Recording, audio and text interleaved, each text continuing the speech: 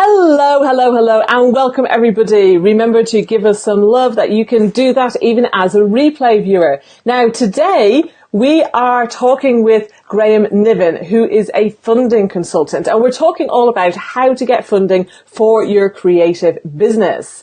Now, I was really delighted to connect with Graham because I think there's a point in people's business where actually they need funding to be able to take that next step.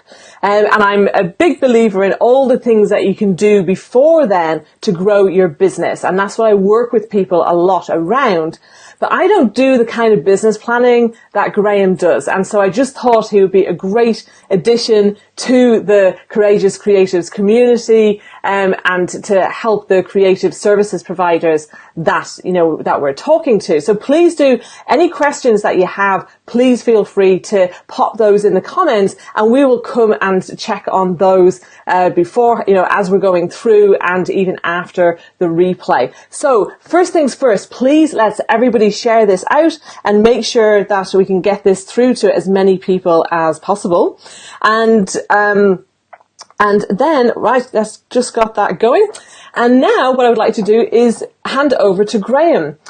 So Graham, tell us a bit about, how did you end up where you are now? What has been your journey along that way?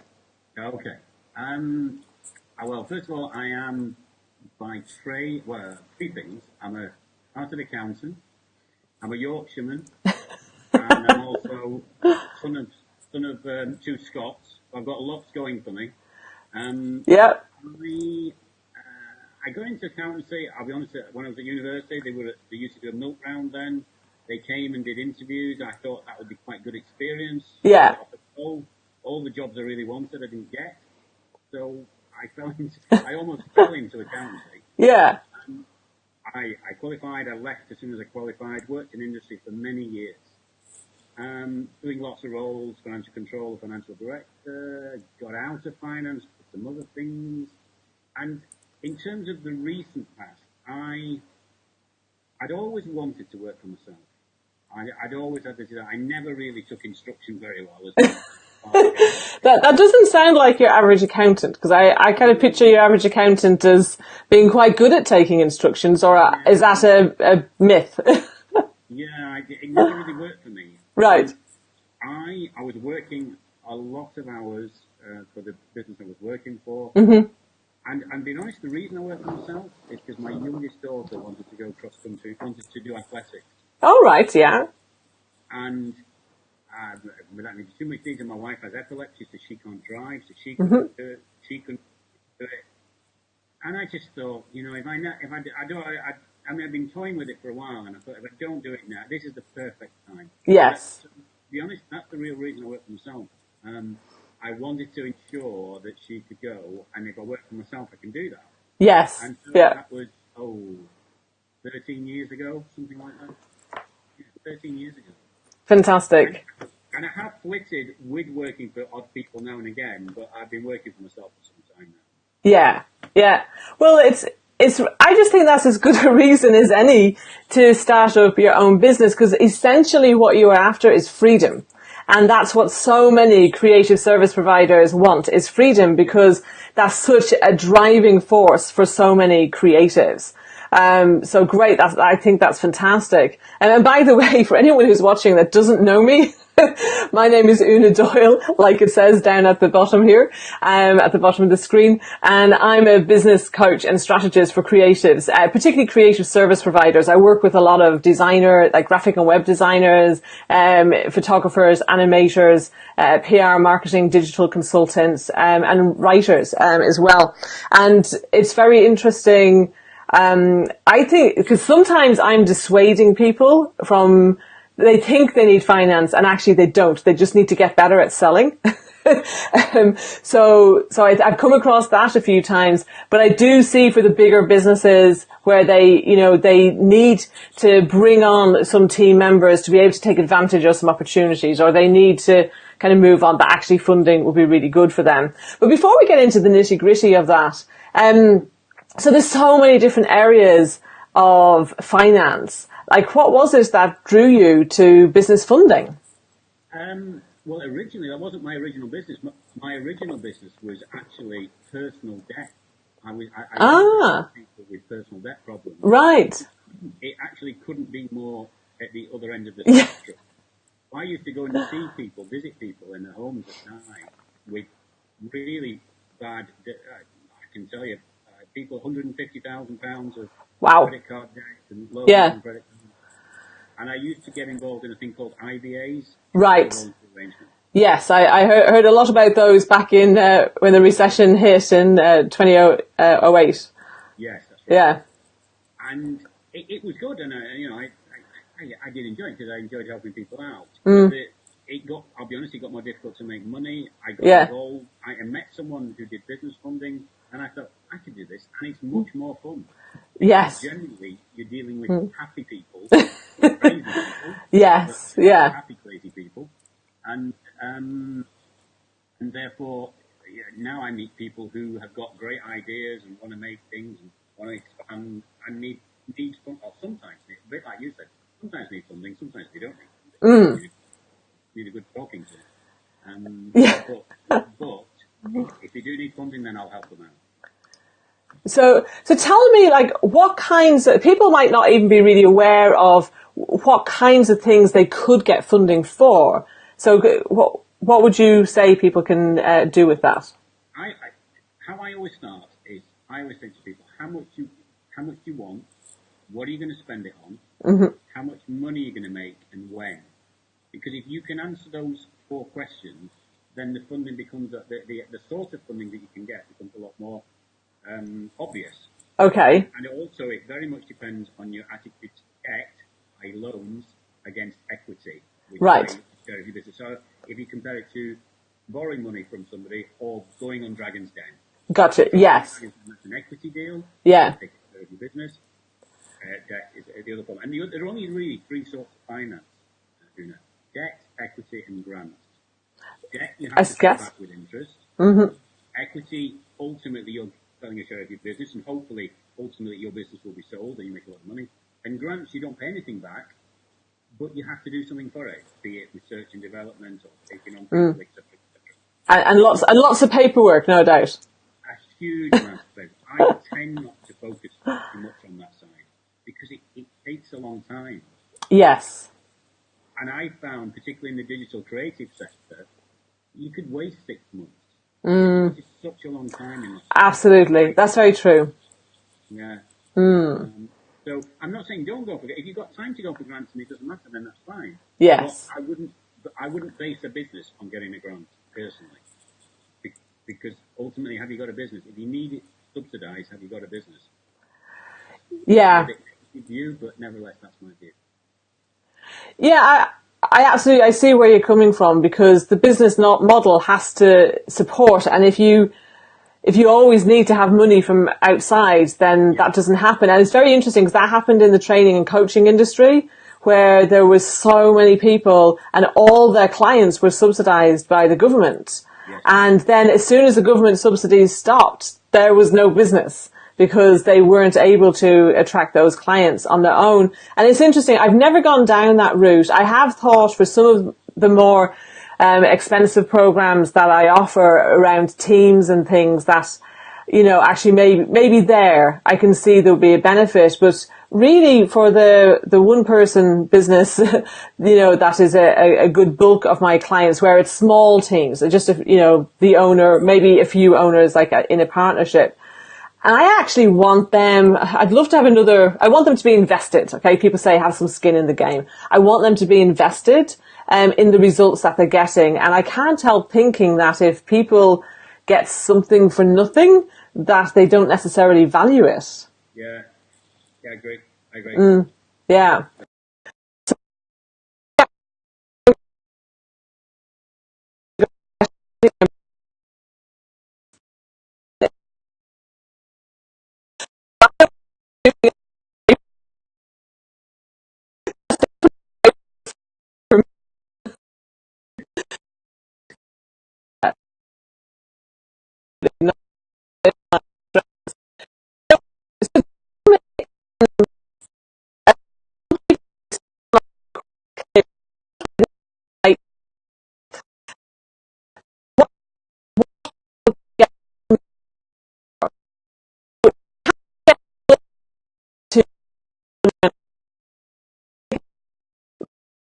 people.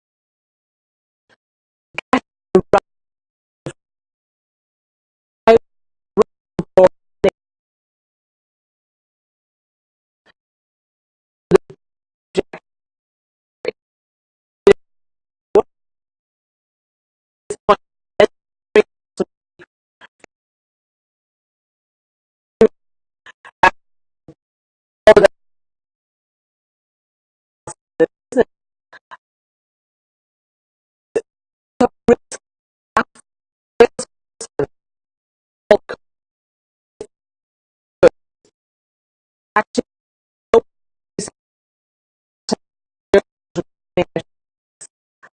so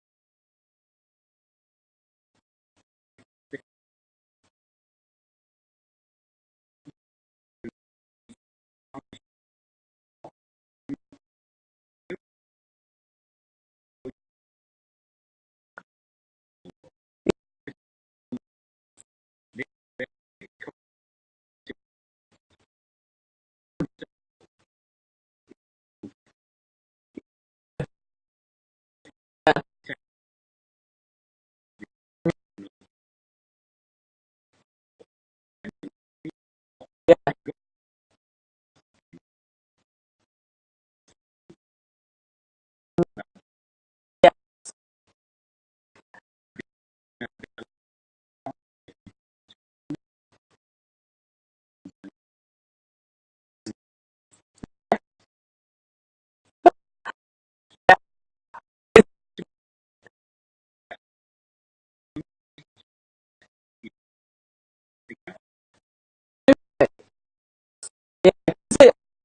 it is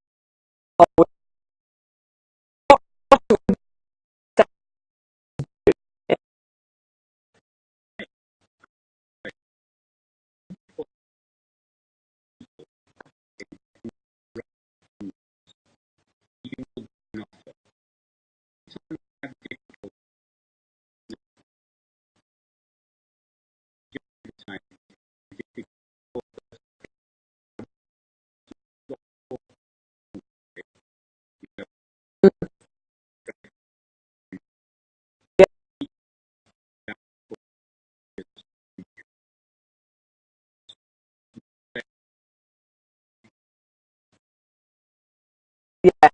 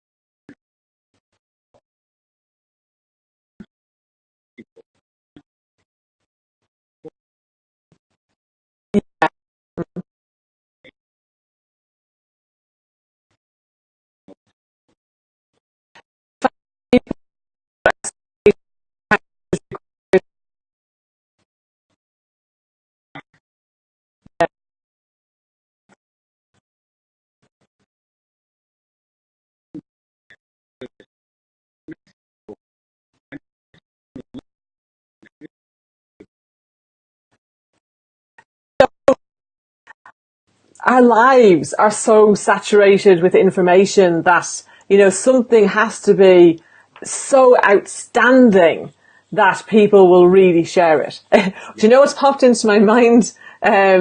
Is the squatty potty. Have you seen the video for that?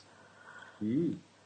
Do you know what I'm talking about? It's hilarious. Go and look it up. You see, now I'm telling you about it. I'm telling everybody about it. If you haven't seen that, go and check that out. And Is it for a girls' night out? no. It's actually a health thing for anybody.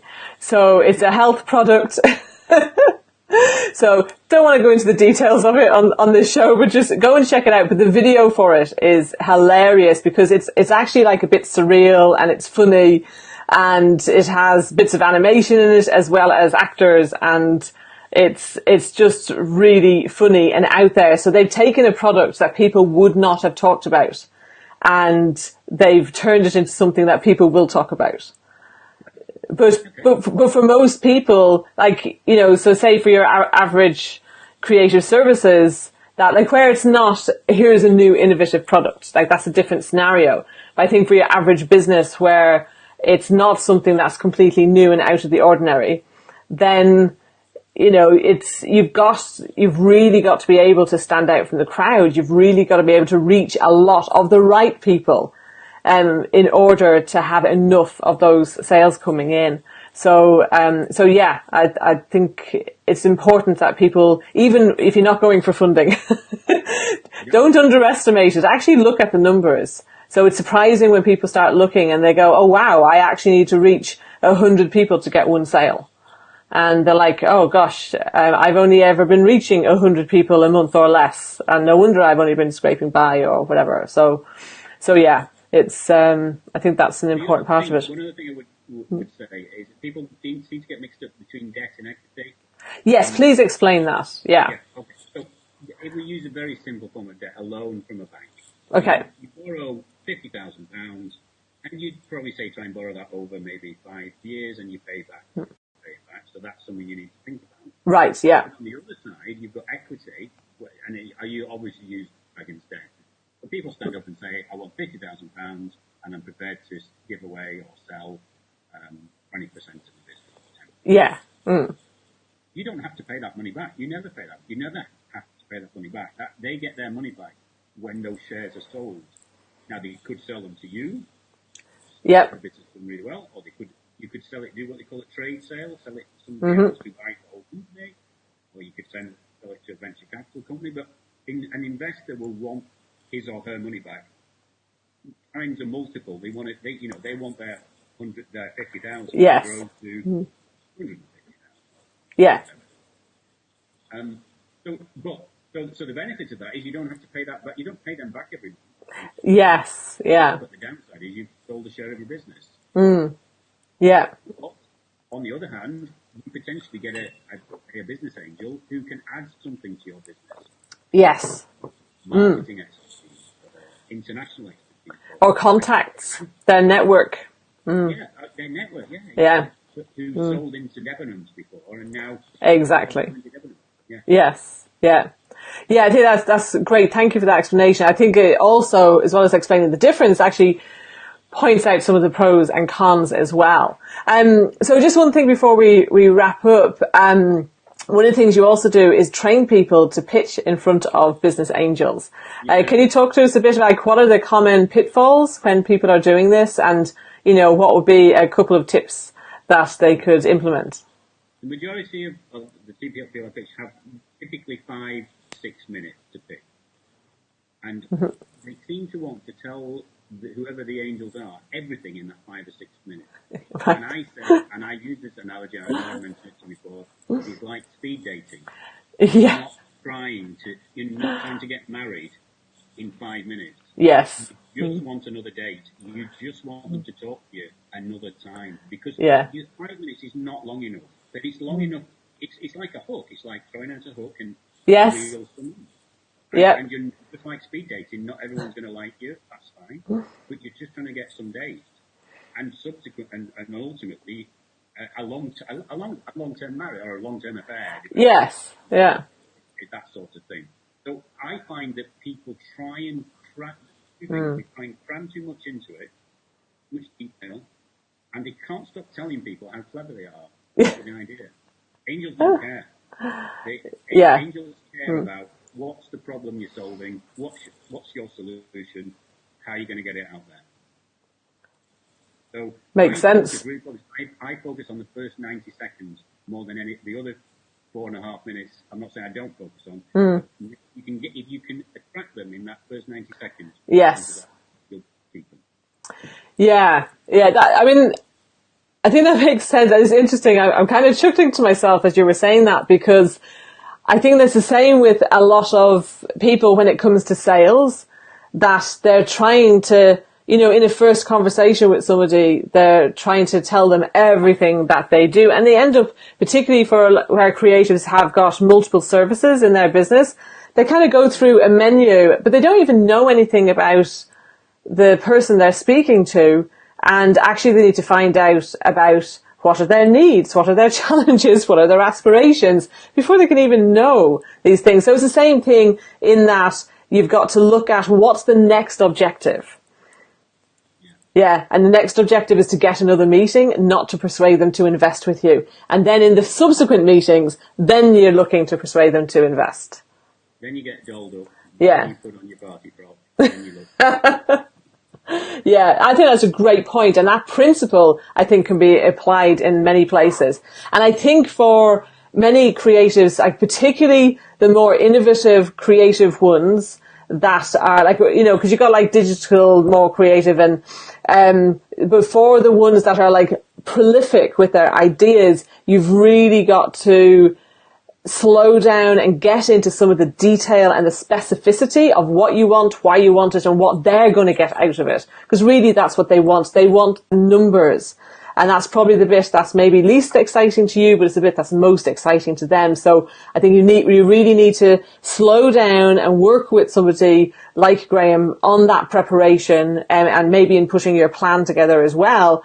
So that then you can actually do that great presentation. So fantastic. I think that's really good advice. So I was looking to see if we had any questions. And can I just check as well? I had, Nick was saying that voice was a bit choppy. So can someone let me know, have you been able to hear what we've been saying? So we have a few people watching at the moment. Would someone be kind enough to let us know? And do you have any other questions? Would also be really great to know as well.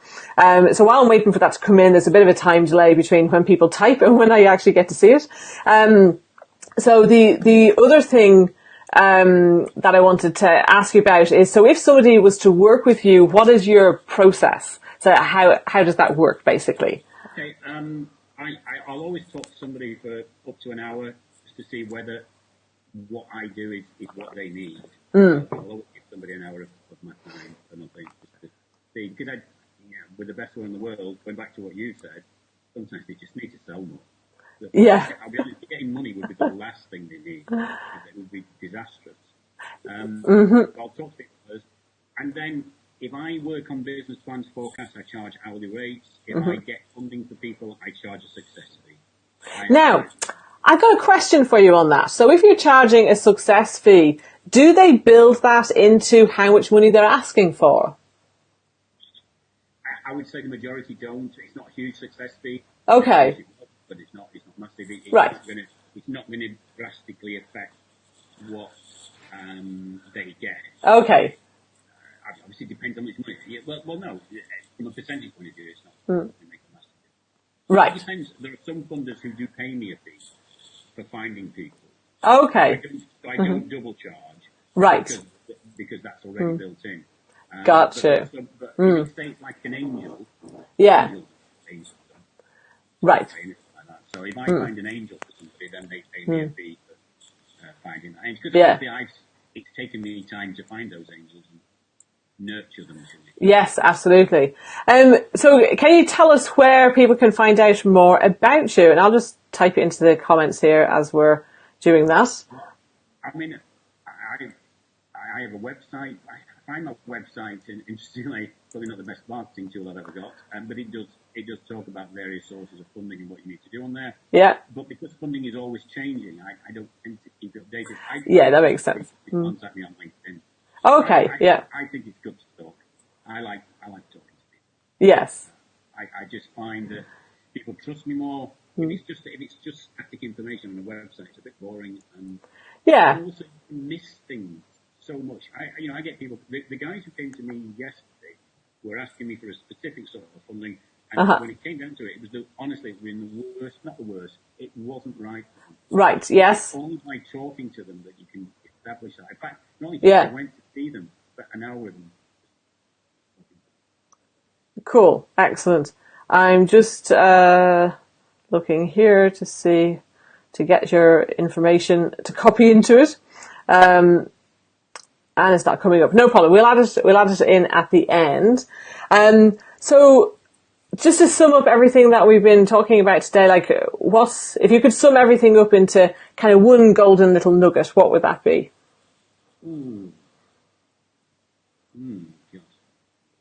Or two.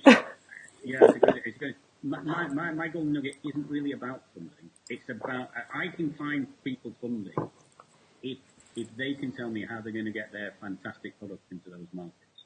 Right. Yeah. Because if you can't, funding's pointless. Yes. It's just going to give you a whole load of extra pressure, isn't it? Yeah, it's just going to give you money that you Mm. spend you're going to spend the money badly, like you've been spending the money badly before. Yeah. So if I was to put that another way, funding really allows you to leverage something that's already working. Yeah. Is that what you would say? I'm not a marketing expert, but or try something that maybe you've wanted to try. Like these guys yesterday wanted to get another salesman on it. I've just been passing about for ages. Yeah. So, I'm very much focused on the fact that the funding is out. There's no in the Northwest, not just the Northwest, but everywhere, but particularly Northwest. There is lots of funding out there, huge amounts. And I know we have North American viewers as well. Like I presume the principles apply everywhere, even though the funding bodies and the actual people investing will be different. Yeah. I mean, all I can say generally that I have some angels down in London who I work with. They ask exactly the same thing. Yeah. There's no real difference. I don't find. There's no real difference. Lenders, people want their money back. Plus yeah. Yeah. Yes. If you think that and you can give them that, then you get the funding. Fantastic. If you convince them that you can give them either the money back plus interest or the money back times a multiple, they should invest. Yeah, great. And actually, there was one other thing that I was wondering, which is when it comes to, you were talking about people's personal finances being in order. I presume for like an existing business that's already up and running, you've got to show that you're actually paying yourself a proper salary and things because otherwise it's not really sustainable, is it? Is that different then? Is that right? And if so, is that different with a startup? Where no, absolutely, that is right. I say to people, if you put nothing in, say you're not going to take anything, the funders won't believe you because it's just not true. You need it. Unless you've got a rich partner who's funding your thing. Yes, But on the other hand, I would also say don't put a huge sum in because one thing funders don't like is funding excessive salaries. And people ask me then, what's realistic? Yeah. And it's a hard one. It depends how much money you're borrowing, etc. But if I had to name a figure, if you're taking more than $3,000 a month out at the beginning, I think that's probably most people can live on that. Yes. I know it depends where you are. I know it depends on a whole lot of things. But if people ask me for a figure, that's where I would start. I certainly wouldn't start more than that. There's nothing wrong in building that up over time. If your business does well, exactly. Yes. Yeah. Yeah. Absolutely. Yes. Well, we all have family that we want to support and things we want to achieve. And actually, really it's just an exchange of, what we're doing to help other people, isn't it? Because at the end of the day, that's what it's all about. Well, fantastic, Graham. I think that's been really interesting, and I think it's been very helpful. And I look forward to seeing what feedback we get on this as well. So yeah, thank you very much. And I'll make sure if we connect properly, I'll make sure we're tagged. And then if anyone has any questions, then you'll see that as well and be able to answer. So fantastic. Thank you very much.